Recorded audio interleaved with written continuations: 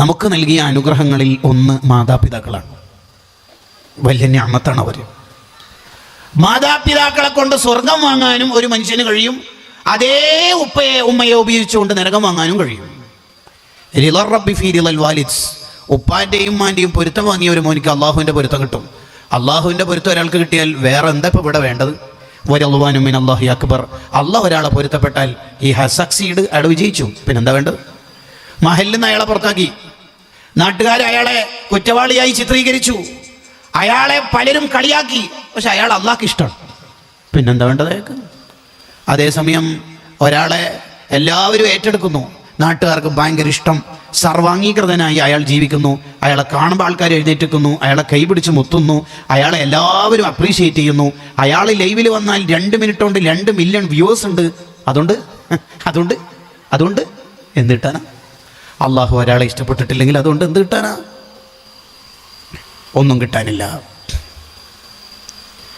അള്ളാഹുവിൻ്റെ പൊരുത്താണ് ഏറ്റവും പ്രധാനം.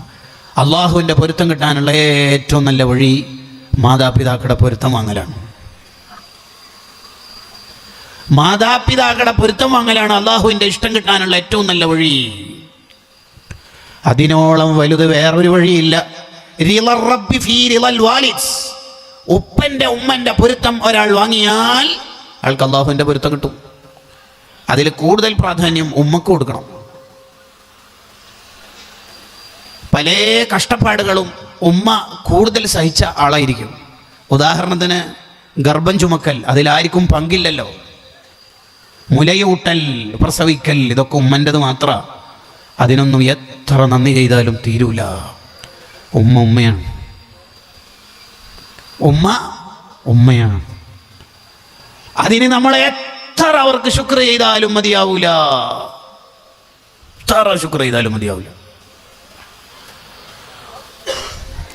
അവസാന കാലാവുമ്പോൾ, അഥവാ ഖിയാമത്ത് നാളാവുമ്പോൾ കൂട്ടുകാർക്ക് ഉപ്പയേക്കാൾ ഉമ്മയേക്കാൾ പ്രാധാന്യം നൽകുന്ന കാലം വരുന്ന ആ കാലത്തോടിലൂടെ നമ്മൾ കടന്നു പോകുന്നത്. ഇപ്പോൾ ഭാര്യ ഒരു കാര്യം പറഞ്ഞു, ഉപ്പയും ഒരു കാര്യം പറഞ്ഞാൽ നമ്മൾ ചെറുപ്പക്കാരെ ഏതാ സ്വീകരിക്കുക? കൂട്ടുകാരനും ഇവനും കൂടി പ്ലാൻ ചെയ്ത ഒരു പിക്നിക്, ഒരു ടൂർ, ഉമ്മ പറഞ്ഞ മോനെ ഇപ്പം പോണം മോനെ എന്ന് പറഞ്ഞാൽ നമ്മൾ എന്ത് സെലക്ട് ചെയ്യും? ഖിയാമത്ത് അടയാളമാണ് ഒരു കാര്യം എന്ന് പറഞ്ഞാൽ അതിന് കുറേ താല്പര്യം ഉണ്ട്. അതിലൊരു താല്പര്യം നമ്മളായിട്ട് ഖിയാമത്ത് നാൾ നേരത്തെ ആക്കണ്ടെന്നാണ്. നമ്മളിലൂടെ ഖിയാമത്ത് നാളിൻ്റെ അടയാളം വരുത്തിയിട്ട് ഖിയാമത്ത് നാൾ ഉള്ള ഡേറ്റ് ഇങ്ങോട്ടേക്ക് വലിക്കണ്ടെന്ന്. നമ്മൾ മാതാപിതാക്കളുടെ പൊരുത്തം വാങ്ങുന്നവരാവണം. ഒരു മഹാൻ തൻ്റെ ഈന്തപ്പനത്തോട്ടത്തിലെ ഈന്തപ്പന മരം വെട്ടാനിരിക്കുമ്പോൾ, മുറിക്കാനിരിക്കുമ്പോൾ ആൾക്കാർ ചോദിച്ചു, ഇതെന്തിനാ? ഇതിൻ്റെ ഈ തടിയുടെ ഉള്ളിലുള്ള കാമ്പ് പോലത്തെ സംഗതി ഉണ്ടല്ലോ, അത് എനിക്ക് വേണം. അതിനെന്തിനാ ഈ മരം തന്നെ വെട്ടണത്? ഇതല്ലേ ലേലത്തിന് വെച്ചപ്പോൾ 1000 ദിർഹം വില പറഞ്ഞത്? നിങ്ങളുടെ ഈന്തപ്പനത്തോട്ടത്തിലെ ഏറ്റവും കൂടുതൽ ഫലമുള്ള ഈത്തപ്പലം പൂത്തുലയുന്ന ഈന്തപ്പന മരം ഇതല്ലേ? പിന്നെ ഇതിനെ ഇതന്നെ വെട്ടിയേക്കണത്? നിങ്ങൾക്ക് യഥേഷ്ടം അങ്ങാടിയിൽ, മാർക്കറ്റിൽ, ടൗണിൽ പോയാൽ 2 ദിർഹമിന് അത് ഉദ്ദേശിക്കുന്ന കാമ്പോ അത് കിട്ടുമല്ലോ. ഇനി അത് അവിടെ പോകാൻ മടിയുണ്ടെങ്കിൽ നിങ്ങളുടെ തോട്ടത്തിൽ തന്നെ ധാരാളം മരങ്ങളില്ലേ, അത് ഏതെങ്കിലും ഒന്ന് വെട്ടിയിട്ട് അത് എടുത്താൽ പോരെ? ഈ 1000 ദിർഹം വില വരുന്ന ഏറ്റവും കൂടുതൽ ഈത്തപ്പഴം പൂത്തുലയുന്ന ഈ മരം എന്തിനാ വെട്ടിയേക്കണത്? അതെന്തിനാ വെട്ടാൻ ഒരുങ്ങണത്? അതിന് മഹാന്റെ മറുപടി എന്താ പറയാം? അത് ഇന്നലെ ആ ഉമ്മ ഇതിലൂടെ പോകുമ്പേ ഉമ്മ പറഞ്ഞിരുന്നു, ഇതിന് നല്ല കാമ്പുണ്ടാവില്ലേ. ഉമ്മ പറഞ്ഞു, വേറെ ഇനി വർത്താനില്ല. ഉമ്മ പൈസ കൊടുത്തുപോയി, ചങ്ങായിമാരെല്ലാം നമ്മളെ കഴത്തുക്കുന്നുണ്ട്. അങ്ങനെ ന്യായങ്ങൾക്ക് നിൽക്കരുത്. ഉമ്മ. നബിയെ, ആരോടാണ് ഒരു മനുഷ്യൻ കൂടുതൽ കടപ്പാടുകൾ ഉള്ളത്? ഉമ്മുക്ക. പിന്നെയോ നബിയെ? ഉമ്മുക്ക. പിന്നെയോ ഉമ്മുക്ക. എന്ന് പറഞ്ഞാൽ ഒരു മനുഷ്യൻ കൂടുതൽ കടപ്പാടുകൾ കാണിക്കേണ്ട വിഷയം ചോദിച്ച സമയത്ത് നബി സല്ലല്ലാഹു അലൈഹി വസല്ലം തങ്ങൾ ഒന്ന് ഉമ്മുക്ക എന്ന് പറഞ്ഞാൽ പിന്നെ അതിലായില്ലേ, പിന്നെ ഇതിനെ രണ്ടാമത് പിന്നെ ഉമ്മ പറയുന്നത്. മൂന്നാമത്തെ മത്സരഫലം അറിവായിരിക്കുന്നു. Judges please note. അല്ലെങ്കിൽ വേറൊരാളോട് വിളിച്ചു പറയാണ്, എന്ത് മത്സരഫലം അറിവായിരിക്കുന്നു, അനൗൺസ്മെന്റ് ചെയ്യുന്നു. അപ്പോൾ എല്ലാവരും ആകാംക്ഷയോടെ ഏതാണ് മത്സരം? ഒരു മനുഷ്യൻ ആരോടാണ് കൂടുതൽ കടപ്പാട് കാണിക്കേണ്ടത് എന്ന വിഷയത്തിലെ മത്സരത്തിന്റെ റിസൾട്ട്, 1ാം സ്ഥാനം ഉമ്മാക്ക്, 2ാം സ്ഥാനം ഉമ്മാക്ക് തന്നെ, 3ാം സ്ഥാനം ഉമ്മാക്ക് തന്നെ. അങ്ങനെ പറയുന്ന പോലെയാണ് ഈ ഹദീസ് പറയുന്നത്. 1ാം സ്ഥാനം ഉമ്മാക്ക് കഴിഞ്ഞാൽ പിന്നെ അടുത്ത ഇല്ല. ഉമ്മാൻ്റെത് കഴിയൂല മോനെ, ഉമ്മാൻ്റെത് കഴിയൂല. തലയിൽ ചുമന്നിട്ട് ഹജ്ജിന് കൊണ്ടുവന്ന ആൾ മഹാന്മാരോട് ചോദിച്ചല്ലോ, ഞാൻ ഇത്രയും കിലോമീറ്റർ യാത്ര ചെയ്യുമ്പോൾ എൻ്റെ ഉമ്മാക്ക് നടക്കാൻ വയ്യാത്തതുകൊണ്ട് ഈ ചുമന്ന് കൊണ്ടുവരിക. എൻ്റെ ഉമ്മാനോടുള്ള കടപ്പാട് തീരുമോ? 10 പോലും തീരൂല. എന്തേ? നിന്നെ ഗർഭം ചുമന്ന കാലത്ത് നീ ഇടത്തുനിന്ന് വലത്തോട്ടേക്ക് തിരിയുമ്പോൾ ഉമ്മ സഹിച്ച വേദനന്റെ പകരം എന്ത് ചെയ്താലും തീരുക. എപ്പോഴാ തീര മോനെ? മർലാനോട് ഒരാൾ ചോദിച്ചില്ലേ, ഞാൻ എൻ്റെ ഉമ്മാൻ്റെ കാഷ്ടവും മൂത്രവും ഒക്കെ വൃത്തിയാക്കുന്നുണ്ട്, എല്ലാം വൃത്തിയാക്കി കൊടുക്കുന്നുണ്ട്. ഉമ്മാക്ക് നടക്കാനും പറ്റാത്തതും വയ്യാത്തതുകൊണ്ട് ഞാൻ ചുമന്ന് നടക്കല. എൻ്റെ ഉമ്മാനോടുള്ള കടപ്പാട് പൂർത്തിയായോ? ഇല്ല. എന്തേ? നീ ഇപ്പോൾ നിൻ്റെ ഉമ്മ അസുഖം പിടിച്ച് വയ്യാതായപ്പോൾ എല്ലാം വൃത്തിയാക്കി കൊടുക്കുന്നതും ചുമന്ന് നടക്കുന്നതും ചികിത്സിക്കുന്നതൊക്കെ നിന്റെ മനസ്സിൽ ഒരു എൻഡിങ് പോയിന്റ് മനസ്സിൽ ഇമേജ് ചെയ്തിട്ടുണ്ട്. എന്ത്? ഉമ്മ മരിക്കുന്നവരല്ലേ ഇത് ചെയ്യേണ്ടതുള്ളൂ എന്ന്. അങ്ങനെ നിന്റെ മനസ്സിലുണ്ട് അല്ലേ? ഉണ്ട്. അതേ സമയത്ത് നിന്റെ മൂത്രവും കാഷ്ടമൊക്കെ ഉമ്മാന്റെ മടിയിൽ നീ പഴയ കാലത്ത് ആദ്യം കക്കൂസായി കൊണ്ടു നടന്ന ഉമ്മാന്റെ മടിത്തട്ടിൽ അതൊക്കെ നിക്ഷേപിക്കുമ്പോൾ ഉമ്മ വൃത്തിയാക്കി തരുമ്പോൾ, ഉമ്മ നിന്നെ പാലൂട്ടുമ്പോൾ, നിനക്ക് വേണ്ടി ഉമ്മ ഉറക്കൊഴിക്കുമ്പോൾ, നിനക്ക് വേണ്ടി ചെലവഴിക്കുമ്പോൾ, നിനക്ക് വേണ്ടി ത്യാഗം സഹിക്കുമ്പോൾ ഉമ്മ അന്ന് വിചാരിച്ചത് എൻ്റെ മോന് വളരണം എന്നാണ്. നീ ഇപ്പം കുറച്ച് ചികിത്സ ഫണ്ടൊക്കെ ആയി അങ്ങേയറ്റെത്തിയിട്ട് സ്വലാത്ത് മജ്ലിസിന് കൊടുത്തേക്കുന്ന എഴുത്ത് തന്നെ ഹോസ്പിറ്റലിൽ കുറേ ആയി കിടത്തത്തിലാണ്. ഉമ്മ സലാമത്തിന് വേണ്ടി ദ്വാരക്കണം. എന്താടാ അതിൻ്റെ അർത്ഥം? മരിക്കാൻ ദ്വാരം അല്ലേ? നീ വിചാരിക്കുന്നത് ഉമ്മാക്ക് ഫണ്ട് ചിലവാക്കുമ്പോൾ ചികിത്സക്ക് നിന്റെ ഭാര്യ കാഷ്ടവും മൂത്രവും ഉമ്മാൻ്റെത് വൃത്തിയാക്കുമ്പോൾ നീ വൃത്തിയാക്കി കൊടുക്കുമ്പോൾ ഉമ്മ മരിക്കണം എന്നാണ് വിചാരിക്കുന്നു. നിന്റെ ചെറുപ്പത്തിൽ നിന്റെ മൂത്രവും കാഷ്ടമൊക്കെ ഉമ്മ വൃത്തിയാക്കുമ്പോൾ വിചാരിച്ചത് നീ വളരണം എന്നാണ്. പിന്നെ എങ്ങനെയാ മോനെ ഇത് തീരുക? എങ്ങനെയാ തീരുക? ഉമ്മ നമ്മളിൽ നിന്ന് പോകുക എന്ന് പറയണത് നമുക്കൊരു അഭയകേന്ദ്രം നഷ്ടപ്പെട്ട പോലെയാണ്. ഒരു പരാതി ധൈര്യത്തിൽ പറയാൻ പറ്റിയ ഒരു സ്ഥലമാണ് ഉമ്മ എന്ന് പറഞ്ഞാൽ. ഒരു ധൈര്യമാണ് ഉമ്മാൻ്റെ അടുത്ത് പോയാൽ. പനിയൊക്കെ വന്നാൽ ഉമ്മാൻ്റെ ആ തണുത്ത കൈ നമ്മുടെ നെറ്റിക്കൊന്ന് അമർത്തി വെച്ചാൽ എന്തോ ഒരു ആശ്വാസമാണ്, എന്തോ ഒരു സമാധാനം. ഉമ്മ ഒന്ന് ഇവിടെ തന്നെ നിൽക്കുമോ? നിൽക്കും മോനെ. ഉമ്മ നേരത്തെ ഏടുണ്ടല്ലോ മോനെ. മോനിപ്പോൾ ഉറക്കത്ത് നെട്ടിയപ്പോൾ ഉമ്മനെ കണ്ടല്ലേ? ആ മടിയിലല്ലേ നമ്മൾ കാഷ്ടിച്ചത്, ആ മടിയിലല്ലേ മൂത്രമൊഴിച്ചത്. ആ മുലപ്പാൽ കുടിക്കുമ്പോൾ എത്ര നമ്മൾ കടിച്ച് വേദനിപ്പിച്ചിട്ടുണ്ടാകും. ആ ഉമ്മ നമുക്ക് വേണ്ടി എത്ര ഉറക്കൊഴിവാക്കിയിട്ടുണ്ടാവും. എന്തെങ്കിലും നമ്മുടെ ഉമ്മാൻ്റെ ഡ്രസ്സ് ആൺകുട്ടികൾ അലക്കി കൊടുത്തിട്ടുണ്ടാവോ? എത്ര കാലമായി ഈ സേവനം അവർ തുടരുന്നു. ഇനി ഉപ്പ ജീവിച്ചിരിപ്പുള്ളവരാണെങ്കിൽ എന്താ പ്രധാനമായിട്ട് ചെയ്യേണ്ടത്? ഒന്ന്, അവർ പറയുന്ന മുഴുവൻ കാര്യം നമ്മൾ ചെയ്തു കൊടുക്കണം. ഷാഫി ഇമാമിനെ ഒരാൾ ചോദിച്ചല്ലോ, ഷാഫി ഇമാം റഹിമുള്ളയോട് ഉമ്മാനോട് തർക്കിക്കാൻ പറ്റുമോ? ഷാഫി ഇമാമിന്റെ മറുപടി, ഉമ്മാന്റെ ചെരുപ്പിനോട് തന്നെ തർക്കിക്കാൻ പറ്റില്ല. എന്നിട്ടല്ലേ ഉമ്മാനോട് തർക്കിക്കല്? ഉമ്മാനോട് നീ ആയത്തും ഹദീസും ഓതിയിട്ട് ഉമ്മാക്കെതിരെ സംസാരിക്കാനോ? നീ രണ്ട് കണ്ട എന്തെങ്കിലും പഠിക്കുമ്പോഴേക്കും ഉമ്മാക്കെതിരെ സംസാരിക്കാനോ? പറ്റൂല മോനെ, പറ്റൂല. ഒരു സുന്നത്ത് ഉമ്മ നമ്മളോട് ഒഴിവാക്കാൻ പറയാണ്. എങ്ങനെ ഒഴിവാക്കാൻ? എന്തോ ഒരു സാഹചര്യത്തിൽ, ഉദാഹരണത്തിന് റമദാൻ 27-ാം രാവ് ഉമ്മ പറയാണ്, മോനെ നീ ഇന്ന് പള്ളിയിൽ പോണ്ടോ? പോണം. ഈ മഴയും കാറ്റും കോളൊക്കെ ആയതുകൊണ്ട് കറണ്ട് ഇടക്കിടക്ക് പോകുന്നുണ്ട്, എന്തോ എനിക്ക് ബേജാറ്, ഇവിടെ ആരുമില്ല. കഴിഞ്ഞ കൊല്ലമൊക്കെ മോനൊക്കെ ഉണ്ടായിരുന്നു, ഇപ്പം ആരുമില്ലല്ലോ. നീ ഇന്ന് തറാവിയും വിത്തറൊക്കെ വീട്ടിൽ നിന്ന് തന്നെ നിസ്കരിക്കും മോനെ, എനിക്കെന്തോ ഒരു പേടിയും. അവിടെ എന്താ മസാല? വീട്ടിൽ നിന്ന് നിസ്കരിക്കണം ഉമ്മക്ക് വേണ്ടിയിട്ട്. ഏതാ രാവ്? 27-ാം രാവ്. ഉമ്മ കഴിഞ്ഞിട്ടേ വേറെ എന്തെങ്കിലും ഉള്ളൂ ഈ ലോകത്ത്. സുന്നത്ത് നിസ്കരിച്ചുകൊണ്ടിരിക്കുമ്പോൾ ഉമ്മ വിളിച്ച് ആ വിളിക്ക് ഉത്തരം കൊടുത്തിട്ടില്ലെങ്കിൽ ഉമ്മാക്ക് വിഷമാവെന്ന് കണ്ടാൽ വേഗം കൈയളക്കുക, ഉമ്മാക്ക് ഉത്തരം കൊടുക്കുക. നിസ്കാരത്തിൽ കൈയളക്കാനുള്ള മസാല പറയണത് എത്രമാത്രം പ്രാധാന്യം ഉണ്ട് നിങ്ങൾ ആലോചിച്ച് നോക്കിയേ. ആരാണ് ഉമ്മ? പകരമില്ലാത്ത അക്ഷരങ്ങളാണ് ഉമ്മ എന്ന് പറയണത്. ഉമ്മാനെ കുറിച്ചിട്ടുള്ള പ്രസംഗം യൂട്യൂബിൽ കേട്ടിട്ട് കരയുന്നതിനേക്കാൾ നല്ലത് ഉമ്മ ഉള്ള കാലത്ത് ഉമ്മാനെ ചിരിപ്പിക്കുക വേണ്ടത്. പ്രായമുള്ള ഉമ്മയൊക്കെ നമുക്ക് ജീവിതത്തിൽ ഉണ്ടെങ്കിൽ സ്വർഗം വാങ്ങാൻ ഇനി വേറെ ത്വരീക്കത്തും തേടി പുറപ്പെടൊന്നും വേണ്ട, അവിടെ തന്നെ സ്വർഗം കണ്ട് വാങ്ങിയാൽ മതി. അബൂ ഇസ്ഹാഖുൽ ഇസ്ഫറാനി തങ്ങളോട് ഒരാൾ പറഞ്ഞല്ലോ, ഇന്നലെ നിങ്ങളെ സ്വർഗത്തിന്റെ കിരീടം ധരിച്ചതായിട്ട് ഞാൻ സ്വപ്നത്തിൽ കണ്ടിരുന്നു. മഹാൻ പറഞ്ഞു, എങ്ങനെയാ കാണാതിരിക്കുക, ഞാൻ ഇന്നലെ എൻ്റെ ഉമ്മാന്റെ കാല് കടച്ചിലെടുത്തിട്ട് തടവി കൊടുക്കുകയായിരുന്നു. പിന്നെ സ്വർഗം അല്ലാതെ വേറെന്താ അള്ളാ തരാ? അപ്പൊ ഒന്നാമത് വേണ്ടത് അവരെന്തു പറഞ്ഞാലും നമ്മൾ അനുസരിക്കണം. ഒരു പക്ഷേ നമ്മുടെ മനസ്സിൽ അത് വിഷമമുണ്ടാവും, എന്നാലും അത് അനുസരിക്കണം. ആ അനുസരിച്ചതിൻ്റെ ബർക്കത്ത് തുടർ ജീവിതത്തിൽ അള്ളാഹു നൽകും. ആ പെണ്ണിനെ വേണ്ട മോനെ, നിനക്ക് എനിക്കെന്തോ ഒരു ഹൈർ തോന്നില്ല നീ അവിടെ വീടെടുക്കുന്നത്. ഉമ്മ എന്തീ പറയുന്നു? അങ്ങനെ നിന്റെ ഒരു ന്യായാന്യായം പറയരുത്. ആ പൊരുത്തത്തിൽ അവിടെ ഇരിക്കണം, ആ പൊരുത്തത്തിൽ അവിടെ ഇരിക്കണം. രണ്ടാമത്തത്, അവരുടെ മുന്നിൽ നിന്ന് ശബ്ദം ഉയർത്താൻ പാടില്ല. ഒരു മഹാനെ ഉമ്മ വിളിച്ചു, വലിയ ഹദീസ് പണ്ഡിതനാണ് ആ മഹാൻ. എന്താ ഉമ്മ എന്ന് ചോദിച്ചു. എന്താ ഉമ്മ കാര്യം പറഞ്ഞു, കാര്യം നിർവഹിച്ചു കൊടുത്തു. പിന്നെ ഈ മഹാൻ വീട്ടിൽ റൂമിൽ ഇരുന്നിട്ട് ചിന്തിക്കുകയാണ്, ഞാൻ നേരത്തെ ഉമ്മനോട് എന്തേന്ന് ചോദിച്ചത് സൗണ്ട് കൂടിപ്പോയോ? അത് വീടായ റബ്ബേ.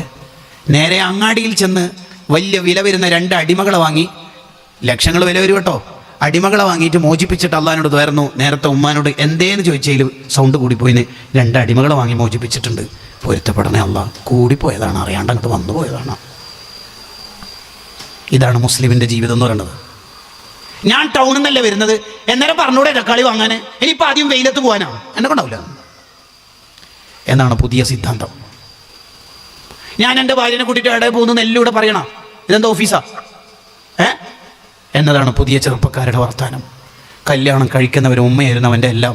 പിന്നെ ഒരു പെണ്ണിനെ കാണുമ്പോഴേക്കും മോനെ നീ ഒഴിവാക്കി പോകേണ്ടതല്ല ഉമ്മ. ബാക്കി ഏത് തെറ്റായാലും ആഖിറത്തിലായിരിക്കും അതിൻ്റെ ശിക്ഷ ഉണ്ടാവുക. ഇത് നോ, ദുനിയാവ് തന്നെ കിട്ടിത്തുടങ്ങും. ഉമ്മാനെ എങ്ങാനും ഉപ്പാനെ എങ്ങാനും ബുദ്ധിമുട്ടിച്ചാൽ ദുനിയാവ് തന്നെ കിട്ടും. അപ്പോൾ രണ്ടാമത്തത്, അവരുടെ മുന്നിൽ നിന്ന് ശബ്ദം ഉയർത്താൻ പാടില്ല. അതാ രണ്ടാമത്തെ അദബ്. മൂന്നാമത്തത്, അവരെ നോക്കുന്നത് എപ്പോഴും വളരെ ആദരവോടെ, തഅ്ലീമോടെ, ബഹുമാനത്തോടെ ആയിരിക്കണം. കരുണയോടെ മാതാപിതാക്കളിലേക്ക് നോക്കിയാൽ ഹജ്ജ് ഉംറ ചെയ്ത കൂലിയ. വീട്ടിൽ തന്നെ സംവിധാനം സ്വർഗം വാങ്ങാൻ അല്ല വെച്ചേക്കണത്. ചില ചെറുപ്പക്കാരൊക്കെ ഉണ്ട്, എനിക്കൊക്കെ പരിചയമുള്ള കുറേ കുട്ടികളുണ്ട്, കുറച്ച് കുരുത്തക്കേടൊക്കെ അവരുടെ ജീവിതത്തിലെ പുതിയ ട്രെൻഡിനനുസരിച്ച് മുടിയിലും ഡ്രസ്സിലൊക്കെ ഉണ്ടാകും. എന്നാലും അവർക്ക് ജീവന്റെ ജീവനാ ഉമ്മ എന്ന് പറഞ്ഞാൽ. എത്ര കൂട്ടുകാർ എന്ത് പിക്നിക്ക്, എന്ത് ബീച്ച്, എന്ത് ഫുഡ് അടിക്കൽ എന്ന് പറഞ്ഞാലും ഉമ്മാന്റെ മിസ്കോൾ ഉണ്ടല്ലോ, ഉമ്മ എന്തിനാ വിളിച്ചേ? ഞാൻ വരാമോ, ഞാൻ വരാം, ഒന്നും തിരക്കിലൊന്നുമില്ല. അയ്യോ ഞാൻ കുറച്ച് എന്തേ ഉമ്മ വിളിക്കണ്ട, എന്ത് ഉമ്മ വിളിക്കുന്നുണ്ട്, ട്രെയിൻ ഫ്ലൈറ്റ് ഇവിടെ ഒരു വർത്താനില്ല, ഉമ്മ വിളിക്കുന്നുണ്ട്. അതിൻ്റെ മേലെയൊന്നും ഒരു ഫ്ലൈറ്റ് പറക്കൂല, ഉമ്മ വിളിക്കുന്നുണ്ട്. അങ്ങനെ നമുക്ക് കഴിയണം മനുഷ്യന്മാരെ. ഒരു ഉമ്മയിലേ നമുക്ക് ജീവിതത്തിലുള്ളൂ. ഉമ്മ പോയാൽ ഇനി ആര്? ഉമ്മ പോയാൽ കണ്ണിൻ്റെ കാഴ്ച പോയ പോലെ എന്നല്ല പറയേണ്ടത്, സൂര്യനെ അസ്തമിച്ച പോലെയാണ്. ഒരു ഇരുട്ടായിരിക്കും ജീവിതത്തിൽ. ഒന്നും ആരോടും പറയാനും കഴിയില്ല, ഒരു ടെൻഷൻ പറയാൻ കഴിയില്ല. കാരണം ബാക്കി ആരോട് നമ്മൾ ടെൻഷൻ പറഞ്ഞാലും അവരുടെ ടെൻഷൻ നമുക്ക് കേൾക്കേണ്ടി വരും. ഉമ്മക്ക് എത്ര ടെൻഷൻ ഉണ്ടെങ്കിലും നമ്മളെ ടെൻഷൻ ഉമ്മ കേട്ടാൽ, കുറേ ദിവസമായ മോനെ ഡോക്ടറെ കാണിച്ചിട്ടില്ല, എന്താ മോനെ ഇങ്ങോട്ട് വാ. അതൊരു സ്നേഹമാണ് സംഭവം. ആ സ്നേഹലോകം വല്ലാത്ത ലോകമാണ്. ഈ 1 വയസ്സ് 1.5 വയസ്സൊക്കെ ആകുമ്പോൾ ഈ മുമ്പിൽ പല്ല് മുടക്കും, അരിപ്പല്ല് എന്നാണ് അതിന് പറയൽ. അന്നാണെങ്കിൽ നമുക്ക് ഈ കുറച്ച് മുലപ്പാൽ കുടിച്ചാലൊന്നും വല്ലാതെ ദാഹം മാറിക്കിട്ടൂല. അപ്പോഴൊക്കെ ഈ ഉമ്മയുടെ മുലക്കണ്ണിയിൽ കടിച്ച് വേദനിപ്പിക്കും. നമ്മൾ ആ ഒരു എന്താ പറയുക, ഒരു അപക്വമായ കാലത്ത് ഉമ്മ ഇങ്ങനെ പറിച്ചിട്ട് അപ്പുറത്തേക്ക് മാറ്റുമ്പോൾ അവിടെയും കിട്ടും കടി. അപ്പോഴൊന്നും ഉമ്മ നമ്മളെ ശപിക്കൂല, ലാനത്ത് ചെയ്യൂല. കള്ള കിട്ടണ എൻ്റെ മോനെ പറഞ്ഞ അങ്ങനെ ഒരു തമാശയിലൂടെ അതെത്രയാ വേദനിച്ചിട്ടുണ്ടാവുക, എത്ര വേദനിച്ചിട്ടുണ്ട്. നമ്മൾ തന്നെ ടോയ്ലറ്റിലൊക്കെ പോയാൽ ഇടത് കൈ കൊണ്ടേ വൃത്തിയാക്കുള്ളൂ, വലത് കൈ കൊണ്ട് വെള്ളത്ര അടിച്ചാലും നെജസ് ടച്ച് ചെയ്യണമെങ്കിൽ ഇടത്തേക്ക് കൊണ്ടേ ടച്ച് ചെയ്യുള്ളൂ. നമ്മളെ കാഷ്ടവും മൂത്രവും വലത് കൈ കൊണ്ട് തൊട്ട ഒരു മനുഷ്യൻ ഈ ഭൂമിയിൽ ജീവിച്ചു പോയിട്ടുണ്ടെങ്കിൽ നമ്മുടെ ഉമ്മ മാത്രമായിരിക്കും. ഇപ്പം അല്ലേ ഈ പമ്പേഴ്സ് കൾച്ചറൊക്കെ വന്നത്, എന്തപ്പോൾ അതിന് പകരം പറയാം? എന്തപ്പോൾ പകരം? എപ്പോൾ സ്നേഹത്തോടെ മാത്രം നോക്കണം, സ്നേഹത്തോടെ മാത്രം.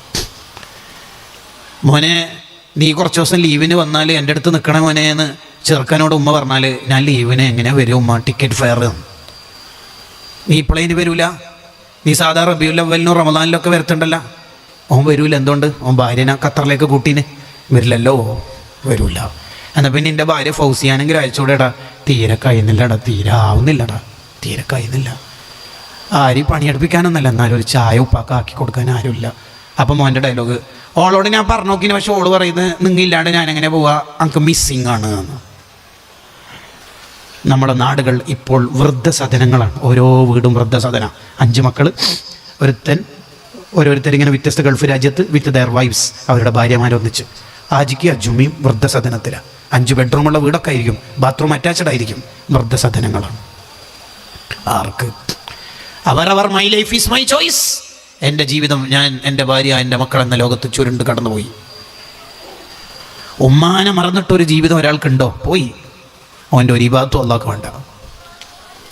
ഇനി ഉപ്പയും ഉമ്മയും മരിച്ചു പോയവരാണെങ്കിലോ അതെന്താ വേണ്ടത്? അൽ ഈലാഹു അൽ ബയാൻ എന്ന ഇബ്നു ഹജറുൽ ഹൈതമി റഹിമഹുള്ളയുടെ കിതാബിൽ കാണാം. 3 കാര്യങ്ങളാണ് അവിടെ ശ്രദ്ധിക്കേണ്ടത്. ഉപ്പയും ഉമ്മയും ജീവിച്ചിരിപ്പില്ലെങ്കിൽ 3 കാര്യങ്ങൾ. 1, ജീവിച്ചിരിപ്പുള്ള ഒരാൾ ഉണ്ടെങ്കിൽ, എന്ന് പറഞ്ഞാൽ ഉമ്മയാണ് മരിച്ചത് അല്ലെങ്കിൽ ഉപ്പയാണ് മരിച്ചത്, ഒരാളുണ്ട്, അവരെ കൂടുതൽ കൂടുതൽ സന്തോഷിപ്പിക്കുന്ന പ്രവർത്തനങ്ങൾ നമ്മൾ ചെയ്തുകൊണ്ടിരിക്കുക. എന്നാൽ മരിച്ചുപോയ ആളെ കൂടി അതൊരു സന്തോഷിപ്പിക്കലാവും. ഇവരെ കൂടുതൽ സന്തോഷിപ്പിച്ചാൽ അതുകൂടി മേക്കപ്പ് ചെയ്തു പോകും എന്ന് ചുരുക്കം. ഒന്നതാണ്, ഉമ്മയുള്ളൂ, നല്ലോണം സന്തോഷിപ്പിക്കുക. ഉപ്പാനെ കൂടുതൽ സന്തോഷിപ്പിക്കാനൊന്നും കഴിഞ്ഞിട്ടില്ല, ഉപ്പ പെട്ടെന്ന് മരിച്ചുപോയി, അല്ലെങ്കിൽ ഉപ്പ മാത്രമേ ഉള്ളൂ, ഉമ്മ പോയി, അപ്പോൾ ഉപ്പാന്റെ കൂടെ തന്നെ പരമാവധി സമയത്തുണ്ടാവുക. എന്നാൽ ഉമ്മാക്കും സന്തോഷവും ഉപ്പാക്കും സന്തോഷവും, അത് മേക്കപ്പ് ചെയ്ത് പോകും. ഒന്ന്. രണ്ട്, അവരുടെ ഖബർ സിയാറത്ത് ചെയ്യുക. അത് അവർക്ക് വലിയ സന്തോഷമുള്ള കാര്യമാണ്. മക്കൾ അവരുടെ ഖബർ സിയാറത്ത് ചെയ്യുമ്പോൾ ബാക്കി ഖബറാളികളോട് ഈ ഉപ്പയും ഉമ്മയും അഭിമാനപൂർവ്വം പറയത്രേ, അവരും ഓരോരുത്തർ അസ്സലാമു അലൈക്കും ദാറ ഖൗമിയൽ മുഅ്മിനീൻ എന്ന് സലാം പറയും, നിങ്ങളെല്ലാവരും പൊറുക്കിയെടുക്കാൻ പോകുന്നില്ലേ? ഞാൻ അങ്ങനെയൊന്നും പോകുന്നില്ല, എനിക്ക് സ്പെഷ്യലായിട്ട് വേറെ തന്നെ വരുന്നുണ്ട്, എൻ്റെ മോന് കൊടുത്തയക്കുന്നുണ്ട്. നമ്മളാകുന്ന മക്കൾ ഉപ്പാക്കും ഉമ്മാക്കും അഭിമാനിക്കാൻ പറ്റുന്ന മക്കളാവണം. രണ്ട്. മൂന്നാമത്തത് വത്തസദ്ദഖു അൻഹുമാ, അവരുടെ പേരിൽ സ്വതക്ക ചെയ്യുക. മരിച്ചുപോയവരുടെ പേരിൽ സ്വതക്ക ചെയ്യുക. ഇന്ന സ്വതക്കത തസിലു ഇലാ മയ്യത്തിൻ ബിലാ ഖിലാഫിൻ ബൈനൽ മുസ്ലിമീൻ. ഇമാം നവവി റഹിമഹുല്ലാഹ് ശർഹ് മുസ്ലിമിൽ പറഞ്ഞല്ലോ, മരിച്ചുപോയവരുടെ പേരിൽ ചെയ്യുന്ന സ്വതക്ക അവർക്ക് ഉപകാരപ്പെടും എന്ന വിഷയത്തിൽ ഒരു മുസ്ലിമിനും എതിരഭിപ്രായമില്ല. വഹാബിനെ കുറിച്ചല്ല പറയണത്, ഒരു മുസ്ലിമിനും എതിരഭിപ്രായമില്ല. ഇന്ന സ്വതക്കത തസിലു ഇലാ മയ്യത്തിൻ ബിലാ ഖിലാഫിൻ ബൈനൽ മുസ്ലിമീൻ. നൂറ്റാണ്ടുകൾക്ക് മുമ്പ് ഇമാം നവവി റഹിമഹുല്ലാഹ് അവിടുത്തെ ശർഹ് മുസ്ലിമിൽ എഴുതി വെക്കുന്നുണ്ട്.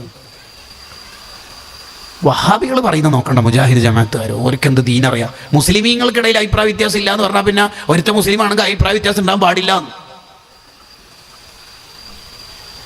വഹാബികൾ തന്നെ അംഗീകരിക്കുന്ന നേതാക്കൾ അവരുടെ കിതാബിൽ ഈ വിഷയം എഴുതി വെക്കുന്നുണ്ട്. ഇപ്പോൾ ഞാൻ അതിലേക്കൊന്നും കടന്നു കയറി സംസാരിക്കണില്ല. മരിച്ചുപോയ മാതാപിതാക്കൾക്ക് മക്കൾ ഇങ്ങനെ ഖൈർ കൊടുത്തേക്കുമ്പോൾ അവിടെ സംഭവിക്കുന്ന ഒരു സന്തോഷമുണ്ട്. എന്താ സന്തോഷം? ആ മാതാപിതാക്കളുടെ മനസ്സിൽ വലിയ സന്തോഷം ഉണ്ടാവും. ഈ സ്വതക്കയും ഈ ഖൈറാത്തും ഖബറിലേക്ക് എത്തുമ്പോൾ അവർക്ക് വലിയ ഹാപ്പി ആവും. തീർന്നില്ല, ഇത് കണ്ടിട്ട് ആ മാതാപിതാക്കൾ ജീവിച്ചിരിക്കുന്ന മക്കൾക്ക് വേണ്ടി ഇങ്ങോട്ട് ദുആ ചെയ്യും. എന്താ ദുആക്കല്? ഈ ഖൈർ കൊടുത്തയച്ചുകൊണ്ടിരിക്കുന്ന എൻ്റെ മക്കളെ ഖൈറിൽ തന്നെ നിലനിർത്തണേ അല്ലാഹ് ദുആർക്കും. മരിച്ചുപോയവർ ജീവിച്ചിരിപ്പുള്ള മനുഷ്യർക്ക് ഇങ്ങോട്ട് ദ്വാരക്കൊന്ന്. ഇബ്നു റജബുൽ ഹംബലി റഹിമഹുള്ളയുടെ അഹ്വാലുൽ ഖുബൂർ എന്ന ഗ്രന്ഥത്തിൽ വിശദമായി ആ കാര്യം പറയുന്നുണ്ട്. കേട്ടോ, ഇതാണ് മാതാപിതാക്കളോടുള്ള കമ്മിറ്റ്മെന്റ് എന്ന് പറയുന്നത്. തീർന്നിട്ടില്ല. മാതാപിതാക്കളുമായി ബന്ധമുള്ള ആരെല്ലാം ഉണ്ടോ അവരെല്ലാം സ്നേഹിക്കണം, അവരെ മുഴുവനും ബഹുമാനിക്കണം. ഉമ്മയുടെ ജ്യേഷ്ഠത്തിമാർ അഥവാ മൂത്തമ്മമാർ, ഉമ്മയുടെ അനുജത്തിമാർ, ഇളയമമാർ, അവരൊക്കെ ഉമ്മാനെ സ്നേഹിക്കണ പോലെ, ഉമ്മാനെ ബഹുമാനിക്കുന്ന പോലെ നോക്കണം. ആരാതൊക്കെ ചെയ്യണത്? ഉപ്പാന്റെ ജ്യേഷ്ഠനുജന്മാർ ഉപ്പയെ സ്നേഹിക്കുന്ന പോലെ അവരെയും സ്നേഹിക്കണം. ഇബ്നു ഹജർ റഹിമഹുള്ളയുടെ അസ്നൽ മത്വാലിബ് ഫീ സിലത്തിൽ അർഹാമി വൽ അഖാരിബ് എന്ന ഗ്രന്ഥത്തിൽ ഇതിന് ഈ വിഷയം ചർച്ച ചെയ്യാൻ വേണ്ടി ദീർഘമായ മസ്അലകൾ, പഠനങ്ങൾ, പേജുകൾ ഉണ്ട്. ഇളയമാനും മുത്തമാനെയൊക്കെ നമ്മൾ സ്നേഹിക്കുന്നത് ഉമ്മാനോടുള്ള സ്നേഹത്തിന്റെ ഭാഗ. അൽ ഖാലത്തു ബിമൻസിലത്തിൽ ഉമ്മീന, അൽ ഖാലത്തു ബിമൻസിലത്തിൽ ഉമ്മി, ഉമ്മാന്റെ സ്ഥാനത്താണ് ഉമ്മാന്റെ സഹോദരിമാർ. അത് ഉമ്മയും പഠിപ്പിച്ചു കൊടുക്കണം. ഇത് ഇളയമ്മയാണ് കേട്ടോ, മൂത്തമ്മയാണ്. നീ കല്യാണം കഴിച്ചിട്ട് എന്തെങ്കിലുമൊക്കെ ഒരു സാധനമൊക്കെ വാങ്ങിയിട്ട് പോകണം മോനെ, മൂത്തമ്മാൻ്റെ ഒക്കെ സേവനം നിനക്കറിയാത്തോണ്ടല്ലേ. ഉമ്മയും പഠിപ്പിച്ചു കൊടുക്കണുണ്ട്. ഇതേപോലെ തന്നെ ഉപ്പാന്റെ സുഹൃത്തുക്കളെയും നമ്മൾ പരിഗണിക്കണം. അത് ഉപ്പാനെ സ്നേഹിക്കുന്നതിന്റെ ഭാഗ. ഉപ്പ എന്തേ ഈ മൂത്താപ്പന്തിനെ നമ്മളെ പെങ്ങളെ കല്യാണ വിഷയത്തിൽ ഭയങ്കരമായിട്ട് ഇടപെടുന്നത്? അയാൾ ഫണ്ടൊന്നും തരുന്നില്ലല്ലോ, ഭയങ്കര അഭിപ്രായമാണല്ലോ, അത് ക്യാൻസലാക്കി, ഇത് ക്യാൻസലാക്കി, അത് വേണ്ട, ഇത് വേണ്ട എന്നൊക്കെ. അതൊക്കെ ഒരു ലിബറൽ ആശയമാണ്. നമ്മളെ കാര്യം നമ്മൾ തന്നെ നോക്കിക്കോളും, വെറുതെ ഇടപെടേണ്ട. ഇതൊക്കെ വളരെ വൃത്തികേടാണ്. അത് പറഞ്ഞ ഉടനെ ഉപ്പ തിരുത്തി കൊടുക്കണം. നീ എന്താ പറഞ്ഞത്? എന്താ നീ പറഞ്ഞത് മൂത്താപ്പനെ കുറിച്ചിട്ട്? എന്താ പറഞ്ഞേ? തിരുത്തി കൊടുക്കണം. ബഹുമാനിക്കേണ്ട എല്ലാവരോടുള്ള ബഹുമാനം പഠിപ്പിച്ചു കൊടുക്കൽ മാതാപിതാക്കളുടെ ബാധ്യതയാണെന്ന് ഗസാലി ഇമാം റഹിമഹുള്ളയുടെ ഇഹ്യാ ഉലൂമുദ്ദീനിൽ കാണാം. എന്നാലേ കുട്ടികൾ നന്നാവുള്ളൂ. ഇപ്പോഴത്തെ കുട്ടികളുടെ ഒരു പ്രശ്നം എന്താണെന്ന് വെച്ചാൽ കുട്ടികൾക്ക് കിട്ടേണ്ട അവകാശം മാത്രം നമ്മുടെ സിസ്റ്റങ്ങൾ പഠിപ്പിച്ചു കൊടുത്തു. കുട്ടികളുടെ ഉത്തരവാദിത്തങ്ങൾ പഠിപ്പിച്ചു കൊടുക്കുന്നിടത്ത് നമ്മൾ പിറകോട്ട് പോയി. അപ്പോൾ കുട്ടികൾ എന്ത് പ്രശ്നമുണ്ടെങ്കിലും ഇന്ന നമ്പറിലേക്ക് വിളിക്കാം, കേസ് കൊടുക്കും, അങ്ങനെ ചെയ്യുമെന്ന അവകാശത്തിൻ്റെ മേൽ അവർ മുകളിൽ കയറി പറഞ്ഞു. ഇത് മൂത്താപ്പയാണ്, ഇത് ടീച്ചറാണ്, ഇത് സാറാണ്, ഇത് ഉസ്താദാണ്, ബഹുമാനിക്കണമെന്ന ഉത്തരവാദിത്തങ്ങൾ പറഞ്ഞു കൊടുക്കുന്നിടത്ത് നമ്മുടെ സിസ്റ്റം പരാജയപ്പെട്ടു. അതുകൊണ്ട് തന്നെ പുതിയ കാല ചർച്ചയിൽ അഭിപ്രായാന്തരങ്ങൾ കിടക്കുന്നു. കുട്ടികളെ കുട്ടിക്കുറ്റവാളികൾ എന്ന് വിളിക്കണോ വേണ്ടിയോ എന്നതാണ് പുതിയ ചർച്ച. കുട്ടിക്ക് ആദ്യം വേണ്ടത് കുട്ടിക്ക് ഉത്തരവാദിത്വം കൂടി പഠിപ്പിച്ചു കൊടുക്കണം. അത് പഠിപ്പിച്ചു കൊടുക്കണം. മോനെ അത് ഉസ്താദാണ് കേട്ടോ, ടീച്ചറാട്ടോ, സാറാണ്, എൻ്റെ ബയോളജിയുടെ, ഫിസിക്സിൻ്റെ, കെമിസ്ട്രിയുടെ, ബോട്ടണിയുടെ സാറാണ്, നിനക്ക് കിതാബ് ഓതി തന്ന ഉസ്താദാണത്. എന്തെങ്കിലും ചെയ്താൽ ഇന്ന നമ്പറിലേക്ക് വിളിച്ചാൽ മതി എന്ന് പറയുന്നതിന് മുമ്പ് പറഞ്ഞു കൊടുക്കേണ്ടതേ ഇതാരാണ് എന്ന് പറഞ്ഞു കൊടുക്കണം. അത് നമ്മൾ പരാജയപ്പെട്ടപ്പോൾ പ്രശ്നങ്ങൾ കുട്ടികളിലൂടെ കടന്നു വരാൻ തുടങ്ങി. അബ്ദുല്ലാഹിബ്നു ഉമർ റളിയല്ലാഹു അൻഹുമ ഒരു വഴിയിലൂടെ സഞ്ചരിക്കുമ്പോൾ പ്രായമുള്ള ഒരു മനുഷ്യനെ കണ്ടു. കുതിരപ്പുറത്ത് നിന്ന് ഇറങ്ങിയിട്ട് ആ പ്രായമുള്ള ആൾക്ക് തൻ്റെ കുതിര ഹദിയ കൊടുത്തു. തലപ്പാവ് ഊരിയിട്ട് അയാൾക്ക് വെച്ചു കൊടുത്തു. കൂടെയുള്ള ഖാദിമീങ്ങൾ അബ്ദുല്ലാഹിബ്നു ഉമർ റളിയല്ലാഹു അൻഹുമയോട് ചോദിച്ചു, നിങ്ങൾക്ക് ഉസ്താദെ വേറെയും വാഹനങ്ങളുണ്ട്, തലപ്പാവുണ്ട്, ഈ മുന്തിയ വസ്ത്രം, മുന്തിയ തലപ്പാവും മുന്തിയ വാഹനവും തന്നെ അവർക്ക് കൊടുക്കാൻ എന്തെങ്കിലും കാരണമുണ്ടോ? അവർക്ക് എന്തെങ്കിലും പ്രത്യേകത ഉണ്ടോ? ഉണ്ട്. എന്താ പ്രത്യേകത എന്ന് വെച്ചു. വേറൊന്നുമല്ല, അത് എൻ്റെ ഉപ്പ ഉമർ റളിയല്ലാഹു അൻഹുവിൻ്റെ സുഹൃത്താണ്.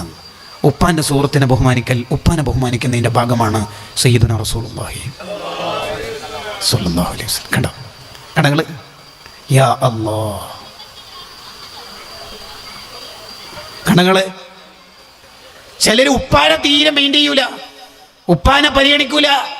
ഗൾഫിലൊക്കെ പോയി ദീർഘകാലം കഷ്ടപ്പെട്ട് ഉണ്ടാക്കിയ വീടും എല്ലാ സൗകര്യങ്ങളും മക്കളെ കെട്ടിച്ച് എല്ലാം കഴിഞ്ഞ് ഉപ്പ പ്രായമായി.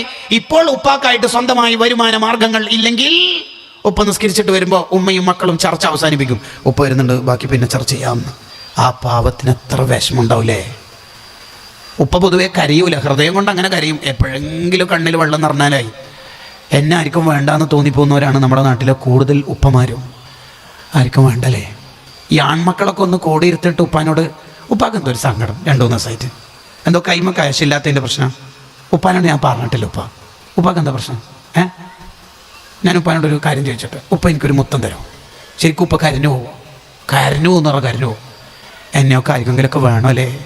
ഇങ്ങനെ മരിക്കുന്നിടത്ത് മരിക്കട്ടെ എന്നിങ്ങനെ വിചാരിച്ചിട്ട് ജീവിക്കുന്നവരാ പല ഉപ്പമാരും. കാരണം ക്യാഷ് കയ്യിലില്ലെങ്കിൽ പുതിയ കാലത്ത് കുറച്ച് ബുദ്ധിമുട്ടാണ്. അത്യാവശ്യം ഗൾഫ് ജീവിതം ആസ്വദിച്ച ഭാര്യൻ്റെ അടുത്തും മക്കളുടെ അടുത്തും ജീവിക്കാൻ കുറച്ച് ബുദ്ധിമുട്ടാണ്. ആ ഉപ്പമാരിങ്ങനെ കഷ്ടപ്പെടും. നിസ്കരിക്കുന്ന വരുന്ന ചോറ് കിട്ടിയാലായി എന്ന് ചോദിക്കാനും പറ്റൂല ഭാര്യനോട്. കാരണം അവൾ മദീനയിലേക്കുള്ള പാതയിലുള്ള ഓൺലൈൻ മജ്‌ലിസിലായിരിക്കും, ചോദിക്കാനും പറ്റില്ലല്ലോ. കിട്ടിയാൽ അങ്ങോട്ട് തിന്നാ, അത്ര തന്നെ, കിട്ടിയാൽ തിന്നാം. ഉമ്മമാരെ, അപകടം പതിയിരിക്കുന്നത് ജാഗ്രതയോടെ കണ്ടിട്ടില്ലെങ്കിൽ വഹും യഹ്സബൂന അന്നഹും യുഹ്സിനൂന സുൻആ, ചെയ്യുന്നത് നന്മയാണ് എന്ന് തോന്നിയാലും അതൊക്കെ നമുക്ക് ആഖിറത്തിൽ വബാലായി, വിപത്തായി വന്നു പോകും.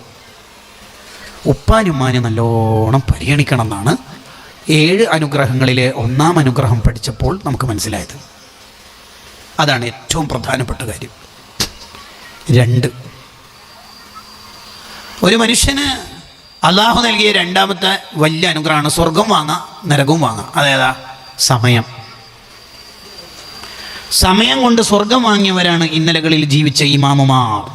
ഒരൊറ്റ സമയം കളയാതെ അവർ ജീവിച്ചു.